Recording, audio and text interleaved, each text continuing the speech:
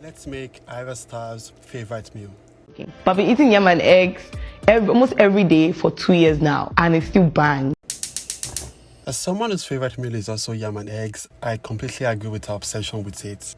For the sauce, we're just gonna render down some onions, fresh tomatoes, bell peppers, and some scotch bonnet peppers for some spice.